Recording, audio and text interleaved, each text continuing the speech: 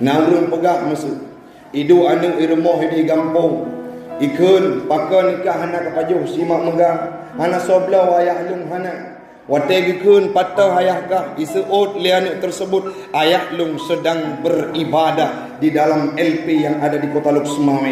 Apa yang disambung oleh anak kita semua? Ikun liannya wahai urang kampung, bek nekun berangkapu ke ayah lung. InsyaAllah kalau beliau keluar dari LP ini akan menjadi pribadi yang menggaungkan Islam di masa yang akan datang dengan perubahannya.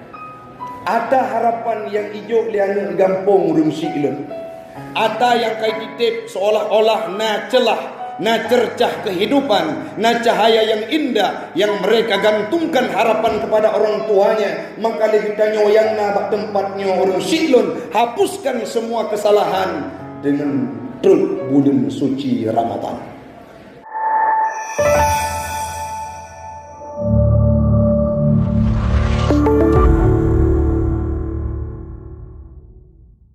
Jamaah sidang solat tarawih dan Aisyah sekeyakinan seakidah yang kami muliakan. Kita memuja dan memuji Allah, Empunya alam semesta. Allah yang masih memberikan kita kehidupan, sudah merasakan malam 3 Ramadan. Semoga Allah berikan kita kemampuan untuk bisa istiqamah mendirikan malam-malam Ramadan dan berpuasa pada siang harinya.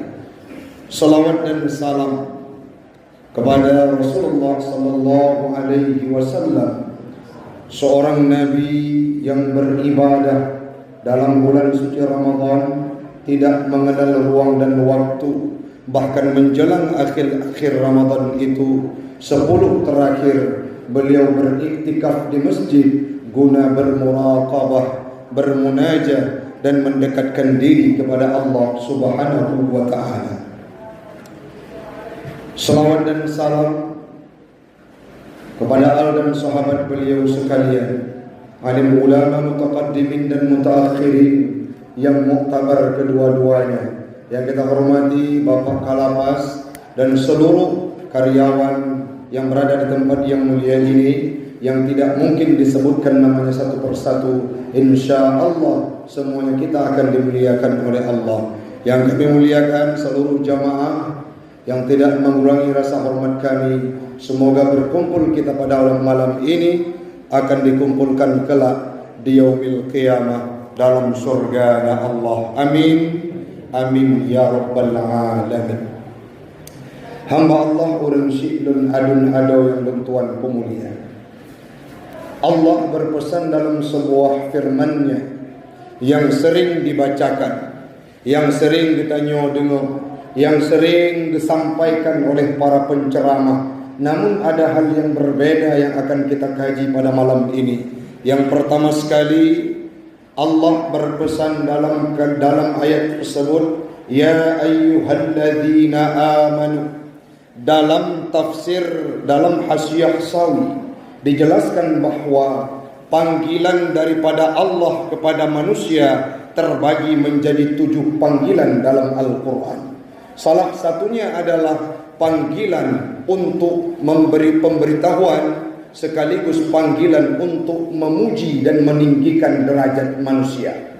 Mana contohnya? Seperti panggilan ya ayyuhan nabi, wahai para nabi-nabi dan rasul. Yang selanjutnya ada juga panggilan-panggilan dalam Al-Quran itu yang dipanggil oleh Allah Ta'ala untuk merendahkan derajat seorang manusia. Bagaimana bunyinya Ustaz? Ya ayyuhalladzina hadu, wahai orang-orang Yahudi. Panggilan tersebut merupakan panggilan untuk merendahkan. Maka di sini kita bisa ambil kesimpulan sekilas. Ya ayyuhalladzina amanu, wahai orang-orang yang beriman.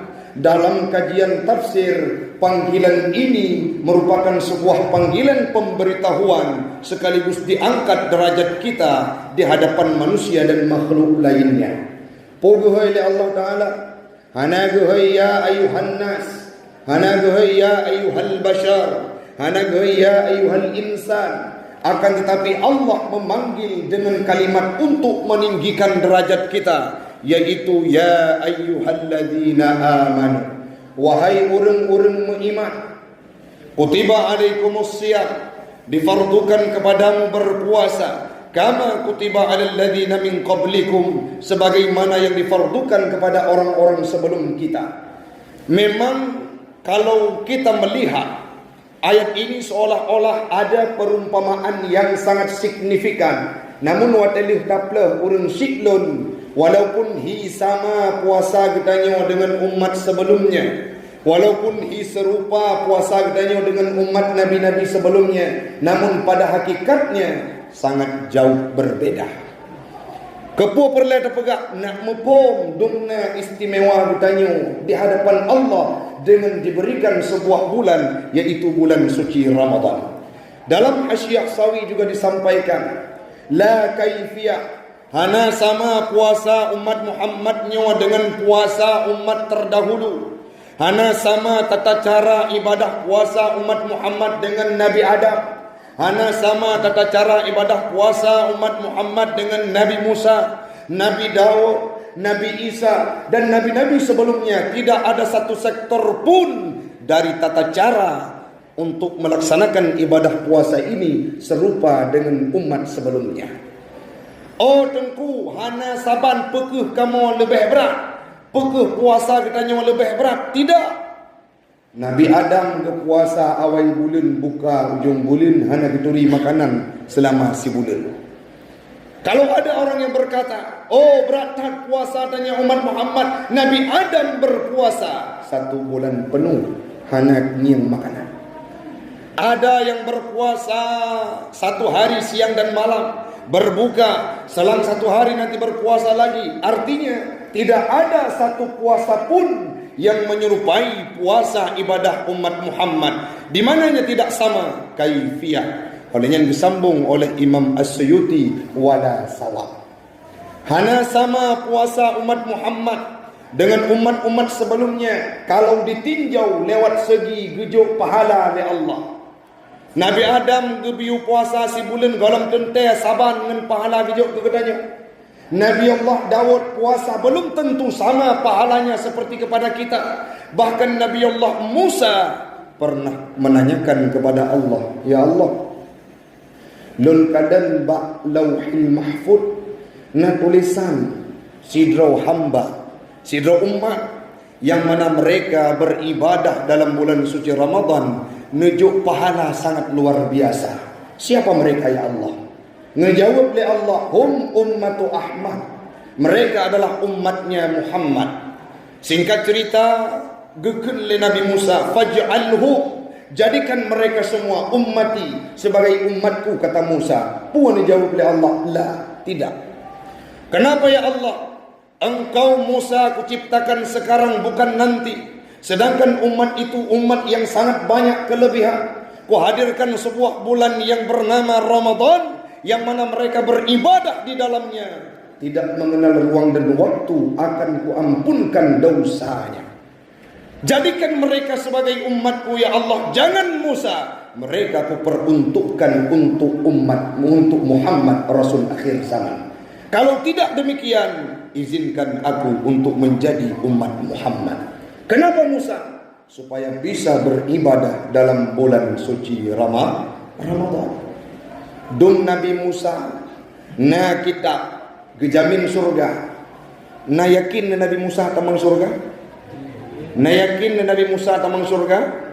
Nya Nabi Musa sidro Nabi benar adanya, tetapi Nabi Musa dengan segala kerendahan hati, walaupun beliau bisa berkata dengan Allah, berbicara dengan Allah dalam sebuah dialognya, faj'alhum ummati, jadikan mereka sebagai umatku karena kelebihan Ramadan, atau jadikan aku sebagai umat Muhammad untuk merasakan indahnya Ramadan. Menurutnya puasa tapi kilom urung silom lo drone getanya Bandung sudah bisa untuk kita bangun mindset, sadar diri bahwa bulan Ramadannya bulan yang cukup mulia, yang hanya diberikan kepada kita umat Muhammad, hanya ba urang-urang lain. Orangnya long punya tak kaji. Naurun pegah masuk. Idu anak irmoh di gampung. Ikun pakai nikah hana kepajuh simak megang. Hana soblau ayah lung hana. Watai ikun patah ayah kah. Isuut lianik tersebut. Ayah lung sedang beribadah di dalam LP yang ada di Kota Luk Semawe. Apa yang disambung oleh anak kita semua? Ikun lianiknya. Wahai orang gampung. Bek nekun berangkapu ke ayah lung. InsyaAllah kalau beliau keluar dari LP ini akan menjadi pribadi yang menggaungkan Islam di masa yang akan datang dengan perubahannya. Ada harapan yang hijau liang gampung urung siilun. Ada yang kait titip seolah-olah na celah, na cercah kehidupan, na cahaya yang indah yang mereka gantungkan harapan kepada orang tuanya. Maka kita yang na bak tempatnya urung siilun, hapuskan semua kesalahan dengan truk bulan suci Ramadan. Mantengku gepa ampun dosa gedanya. Kenyan pertanyaan. Nah hadis yang dikun oleh Nabi dalam riwayat Bukhari dan Muslim. Man sama Ramadana imanan wa ihtisaban ghufira lahu ma taqaddama min zambi.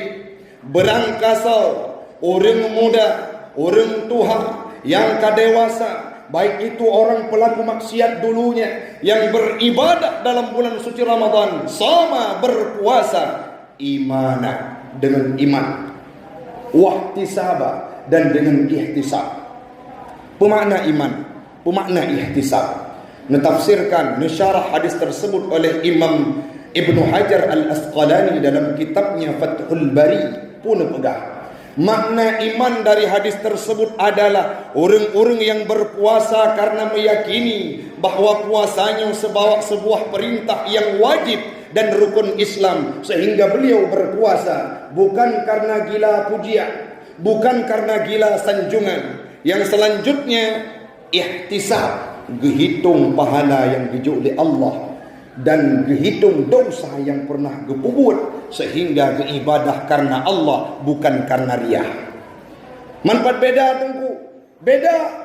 Andai kata kita di sini beribadah puasa bulan Ramadan, malam semayang tarawih, qama Ramadan, mendirikan malam-malam tarawih, tidak perlu kepada manusia yang lain. Malamnya lung ikrar ya Allah, lung dong karena permintaan anak lung, karena harapan dari keluarga lung, karena harapan dari seluruh sanak saudara. Mereka berharap aku pulang dari sini menjadi pribadi yang baik. Maka malamnya lung ikrar di hadapan rohnya Allah, lung ibadah dalam bulan suci Ramadannya dengan penuh keimanan dan ihtisab karena rohnya Allah.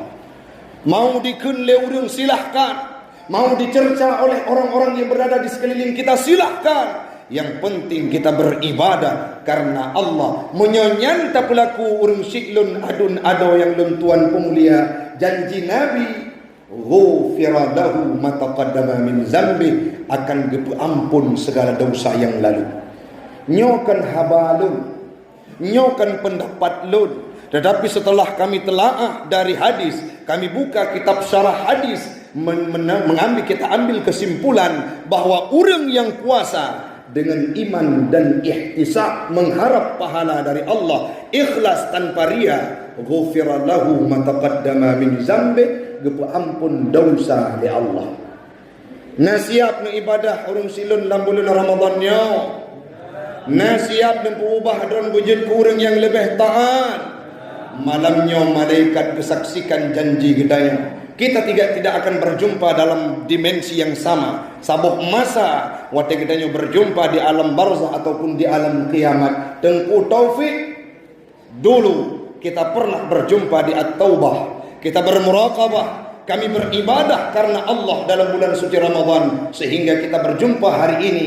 Mari kita langkahkan kaki untuk masuk ke dalam surga. Nyan yang paling penting malamnya urung si'lun, hana pun minta celah untuk kita mencari kesalahan orang lain. Hana pun minta celah untuk menyalahkan kondisi. Hana pak udip lung trokno kondisi yang sudah diberikan oleh Allah Ta'ala. Manfaatkan sehingga kita bernilai mulia di hadapan Allah walaupun hina bak mata manusia. Imam Malik pernah berada di dalam jeruji besi. Beliau beribadah tidak mengenal ruang dan waktu.